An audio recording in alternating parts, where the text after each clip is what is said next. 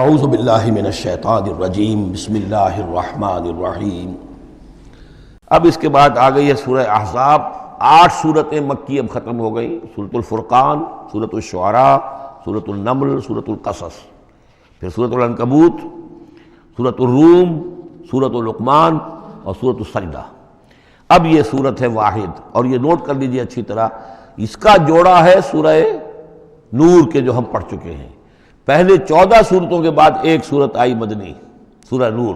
اب 8 مکی صورتوں کے بعد ایک صورت آئی ہے، یہ سورہ احزاب، اور اتنی گہری مناسبت ان کے مضامین میں، معاشرتی احکام، زمانہ نزول کے اعتبار سے یہ 1 سال پہلے نازل ہوئی ہے سورہ نور سے۔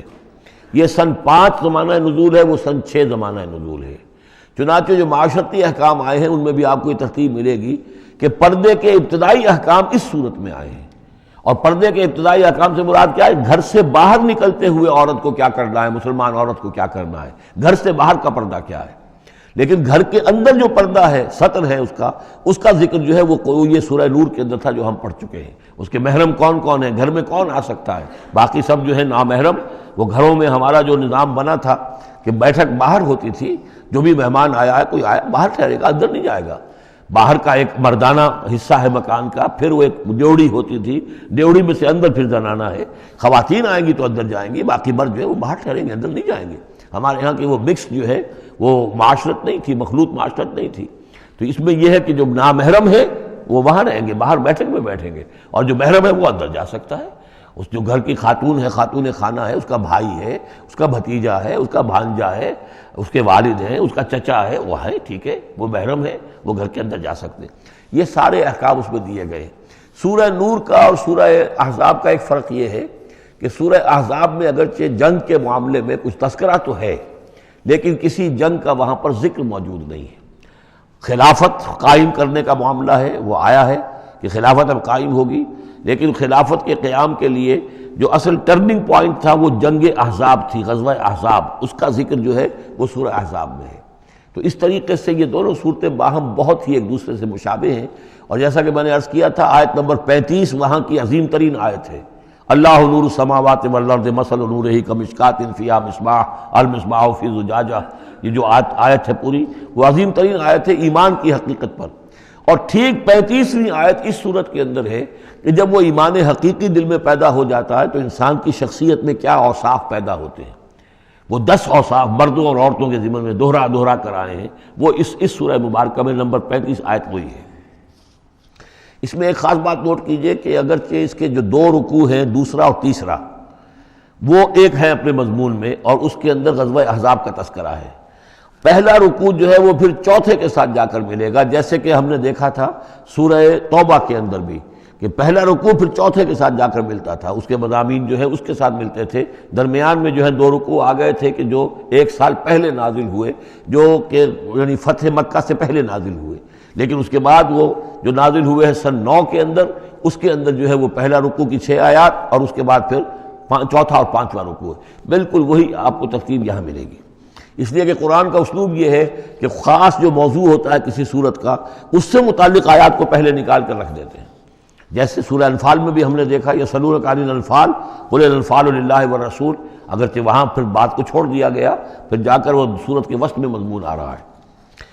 اس میں ایک خاص جو مضمون آیا ہے وہ یہ ہے کہ حضور صلی اللہ علیہ وسلم نے جو شادی کی حضرت زینب سے رضی اللہ تعالی عنہ، حالانکہ حضرت زینب جو ہے اس سے پہلے حضور ہی کی فرمائش پر ان کی شادی کی گئی تھی حضرت زید ابن حارثہ سے۔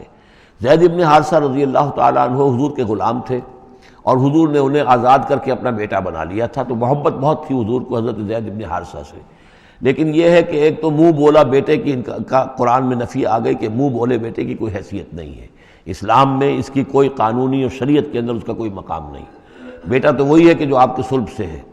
دوسرے یہ کہ اب منہ بولے بیٹے کی بیوی جب حضرت زید نے طلاق دی، تو آیا منہ بولے بیٹے کی بیوی سے کوئی شخص جو ہے وہ نکاح کر سکتا ہے؟ کیا وہ محرمات عبدیہ میں سے ہے؟ تو عرب میں رواج یہ تھا کہ چونکہ وہ منہ بولے بیٹے کو بھی سمجھتے تھے کہ جیسے اصلی بیٹا ہے، تو جیسے یہ کہ جو سلبی بیٹا ہے اس کی بیوی سے اگر اس نے طلاق دے دی ہو، یا فرض کیجیے بیٹا فوت ہو گیا ہو، تب بھی یہ ہے کہ اس کی جو بیوی ہے، بیوہ ہے یا مطلقہ ہے، اس سے وہ شخص شادی نہیں کر سکتا، شوہر جو فوت ہو گیا ہے یا جس نے طلاق دی اس کا باپ۔ تو یہاں پر اس پہ بڑا طوفان اٹھا، بلکہ یہ کہ حضور کو خود اندیشہ تھا۔ حضور نے ایک طرح سے کہہ کے بہت کہہ سن کر حضرت زینب کو آمادہ کیا تھا کہ وہ شادی کر لیں۔ زینب جو ہے رضی اللہ تعالیٰ عنہ اونچے گھرانے کی، بنو ہاشم کی خاندان سے تعلق رکھنے والی، اور حضرت جو زید ابن حارثہ تھے ان پر غلامی کا داغ لگ چکا تھا، تو عرب کی ایک خاص جو ہے ان کے ہاں ایک سوچ تھی، ان کا ایک مزاج تھا، ان کی روایات تھیں، لیکن بہرحال حضرت زینب نے حضور کی فرمائش پر وہ نکاح کر لیا، لیکن یہ کہ ان میں نباہ نہیں ہو سکا۔ حضرت زینب انہیں ذہناً قبول نہیں کر سکی کہ یہ میرے برابر کا ہے، یا میری اس کی حیثیت جو ہے وہ واقعی ایسی ہے، یعنی شوہر کو جس طرح آنکھوں پر بٹھانا چاہیے، شوہر سے جس طریقے سے اس کا ادب ہونا چاہیے، وہ نہیں کر سکی حضرت زینب۔ لہذا حضرت زید ابن حارثہ جو ہے متواتر کہتے رہتے تھے کہ حضور ہمارا معاملہ ٹھیک نہیں چل رہا ہے، مجھے اجازت دیجیے کہ میں اس کو طلاق دے دوں۔ حضور روکتے تھے کہ ایک تو میں نے اس کو کہہ سن کر شادی کروائی، وہ تو اس کے لیے آمادہ بھی نہیں تھی، نہ گھر والے آمادہ تھے، لیکن میرے کہنے سے شادی کر لی انہوں نے، اب یہ طلاق دیں گے تو طلاق کا داغ لگے گا ان کے اوپر اور صدمہ ہوگا، تو حضور روکتے رہے۔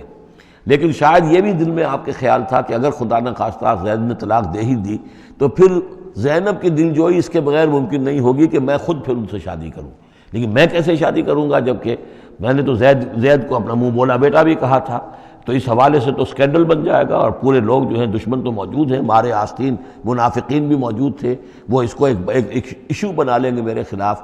یہ ہے پس منظر جو پہلے رکوع میں آ رہا ہے۔ صدق اللہ العظیم۔